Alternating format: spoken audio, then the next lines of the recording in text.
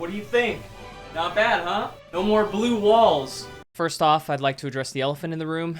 Yes, I do really like anime. For those of you guys curious, I am no longer in Las Vegas. I now live in I love Israel. I love Israel, Gone. which is part of the reason why I haven't been uploading, but another reason is because I'm incredibly lazy. However, something so egregious came across my timeline the other day that I had to get off my and actually upload a YouTube video. As many of you probably know, since most of you are in the Smash community that watch my videos, Metafy is a service that allows people to schedule coaching sessions with some of their favorite players.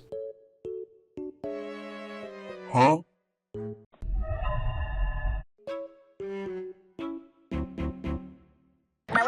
And after I saw this tweet from Aiden where he was complaining about Melee players still being associated with the old Smash players are pedophiles joke, it got me wanting to look into what people are saying about the community. So in Metafy's ad, where they're rolling out memberships to get exclusive content like their documentary series and really in-depth tutorial videos, Nairo pops up at the 25-second mark where the overlaid text says, "Support the players and creators you love." At first, I didn't know if this was like a direct endorsement of Nairo and his content, because maybe they just weren't aware of the situation. So I decided to @ the CEO, since I know who it is, and see if I could get a response. But at first, his response was, "Hi Technicals, he's in an episode of a video series outlining the greatest sets in Ultimate history. He's not a coach. No need to bust out your red yarn on this one, unless the content helps." I always love it when they try to be a little bit sassy and epically own me for being a YouTuber.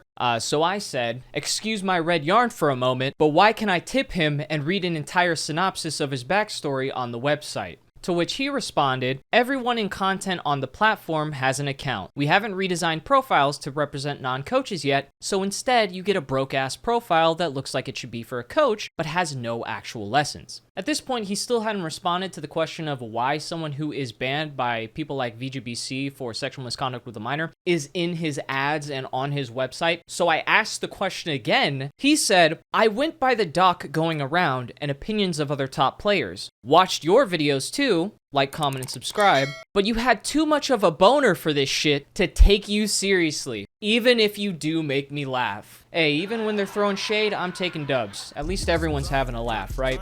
What he's referencing is the document that everyone was sharing during the hashtag unban Nairo trend. My boner for this shit changed the opinions of the top commentators. So it seems like Nairo got manipulated though. That's the thing though, bro. Like, ain't no 15-year-old ever mixing me in life. What the fuck?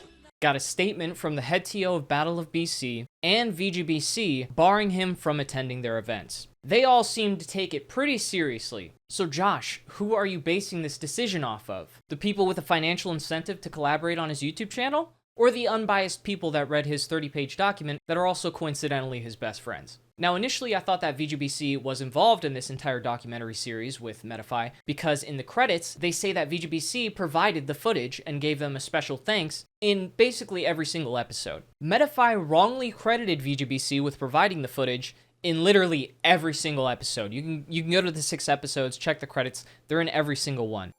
Yeah, hey, Editor Tech here. So as of right now, that is no longer true. When I recorded this video, in every single episode, they did credit VGBC with providing the footage, because in 4 episodes, they are using VGBC's footage. But now, even in those 4 episodes, they're either not crediting them at all, giving some credit, but no special thanks, or crediting the wrong people entirely.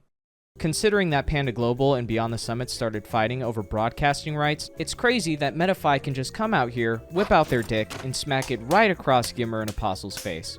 Okay, back to the video. How do I know this? Because VGBC emailed me personally to let me know they had no idea this project was happening and are not involved whatsoever. The footage for Light vs. Nairo was produced by Clash Tournaments at Collision, so I don't even know how this mix-up happened, genuinely. But judging from the fact that they didn't even know this project was happening, and over half of the episodes are actually reacting to footage from VGBC, that means that Metafy used their footage without their knowledge or permission. I'm not sure if that's standard for how they operate, but you usually don't produce an entire documentary around footage you don't have the rights to. In his Twitter thread, he linked me when he was apologizing for being an asshole because he thought I was only doing this for attention. Like there's no other reason anyone would care about this situation. He said he treated the collaboration just like collaborating with someone on a YouTube video, and then says he is not and will not be a coach on Metafy. Facilitating one-to-one experiences isn't a risk we can take, even if allegations were dropped. This isn't that, folks. He's too much of a risk to allow him as a coach that provides personalized one-on-one training on our website.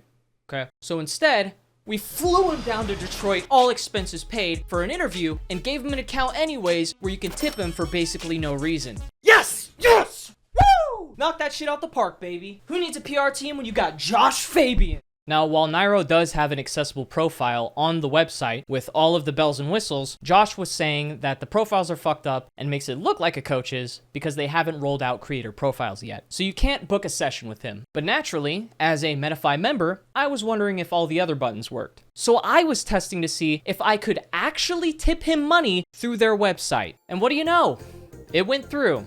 Where's my dollar, Josh? If it didn't go to Nairo, where the fuck is my dollar? I know some of you are getting tired of hearing about it. I'm personally getting a little tired of talking about it, which is why I was working on a different video until I saw this absolutely insane ad from Metafy. Now the biggest sponsor in Smash is putting him in ads, promoting him as a creator that everyone loves, and acting like none of his controversies ever happened. And the CEO is even peddling old arguments from the hashtag #UnbanNairo movement that you will hear no one repeat nowadays, especially when he's officially banned in the community. He's banned for a reason, dude. Now, I don't expect Ludwig or Critical to call any of this out because when the Smash World Tour was canceled 6 days after, VGBC responded to my concerns about their security and negligent policies surrounding Nairo, they both called it legalese. They said that they didn't meet the criteria for their health and safety. It just seems like they looked for any excuse imaginable to slap Smash World Tour down or not give them the license.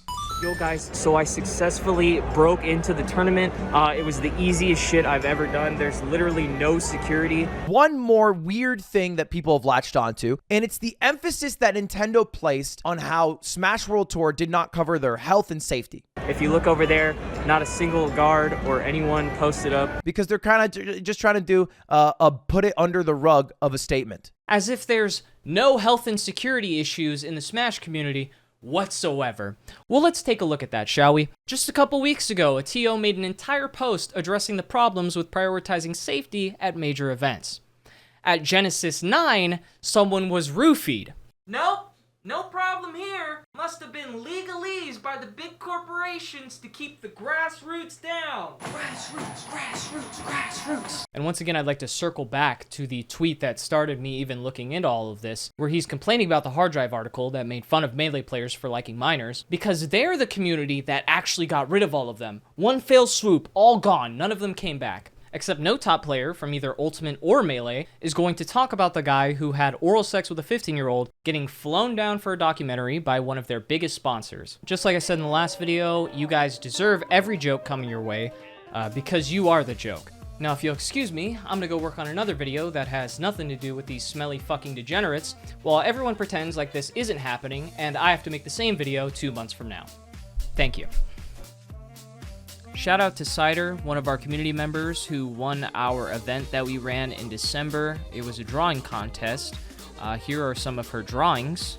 If you guys want access to the Discord where stuff like this happens occasionally, or you want to watch me edit videos like this, you can become a patron or a member and get access to all of this and more. Also, Franchise just released a really good video on the Smash World Tour controversy, so if you guys are interested in his and my take on the situation, go check it out. I don't ask a lot, but we're really close to 100K, so if you guys want to subscribe, don't forget to do that too.